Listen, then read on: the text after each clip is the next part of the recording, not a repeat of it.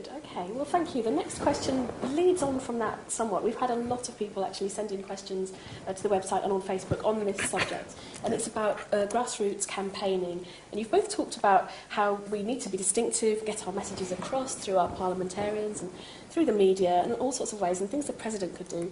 But what we're being asked a lot is about what the grassroots can do about communicating our campaigns and our values. So this question is, whilst the focus understandably is now on the coalition and how we remain liberal and distinct, do Susan and Tim feel there is any learning for the party at local, regional and or national levels in terms of our current campaigning styles, approach and organisational structures?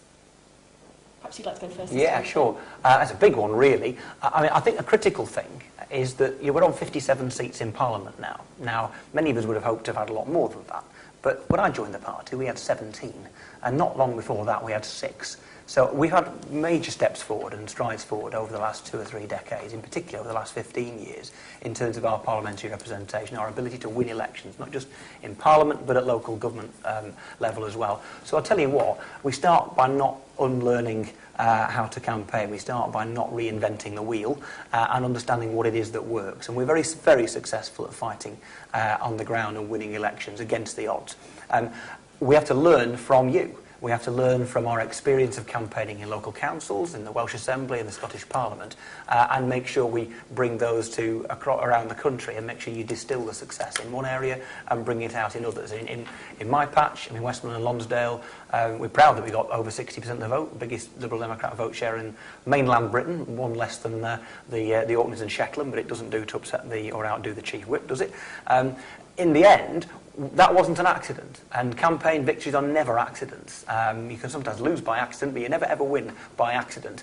And you have to go out there and make sure that you are unreasonable with your campaign style. You get out there and make sure you communicate with people, do it in a pithy and inspiring way. You bring people out to vote because you give them something to believe in, that they can vote for. And we started 15,000 votes behind maybe 15 years ago, and now 12 and a bit thousand votes ahead in Westmoreland and Lonsdale, without taking anybody for granted. And I think the message I would say is that we don't want to be unlearning all the good things that we've done. We need to pull out from those successes how we achieve more, how we win more seats, but how we now understand that if you're in government, there's a kind of whole air war that you can win with as well, because no longer are we campaigning against things. We've got the ability to say these are the things we have actually achieved, which is staggering really when you think that we spent 65 years in opposition. I joined the Liberals at 16, so 24 years of me campaigning against stuff, and finally we can say these are the things we have actually achieved. But let's not unlearn all the good things that we've managed to learn over the last few years.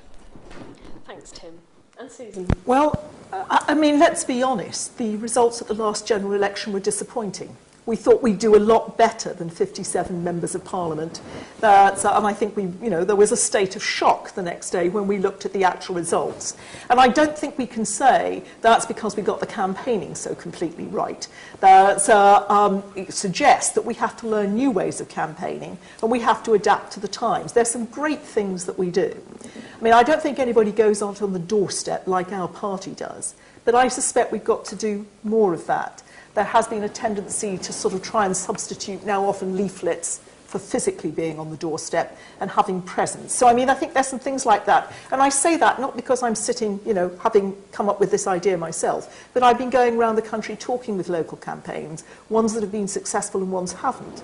And that has been one of the strong messages that I've got back, getting out there. And to people to go out there and be on the doorstep, they've got to feel confident, they've got to feel strong. That's why everyone needs to hear those messages about all the good things that we're doing.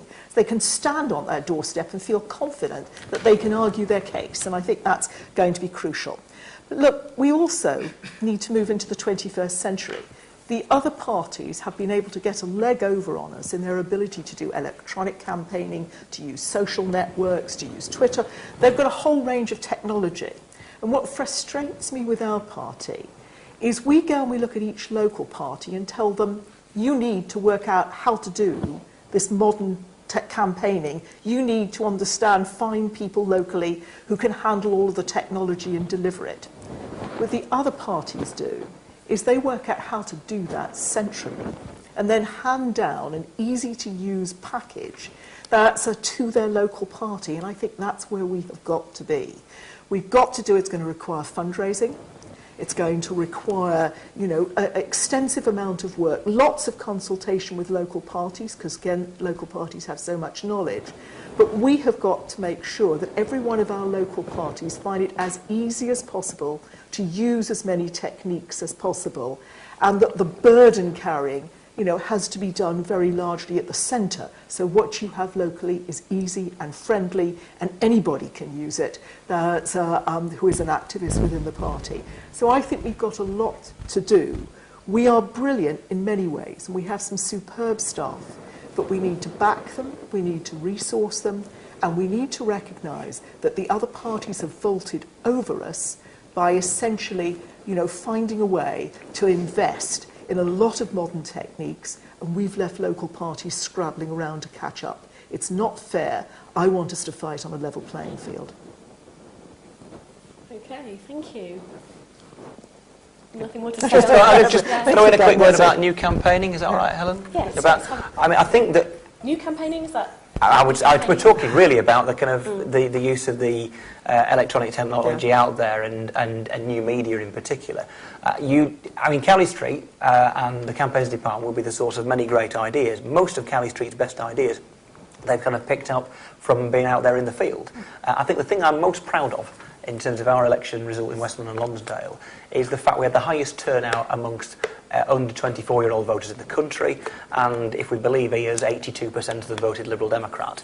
Without a doubt, Facebook and Twitter was part of that, and the fact that we got to our maximum number of friends before the election made a huge difference, our ability to engage with young people. In the end, what will make a difference to you as activists, knocking on doors, delivering leaflets, and who we want to vote for us, is whether or not you feel inspired.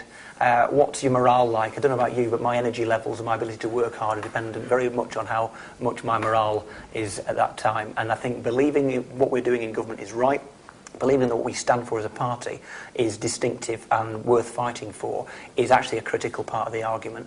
And the media, if you like, whether it be the internet, leaflets or whatever, is actually only a mechanism for delivering that passion. You need that passion in the first place.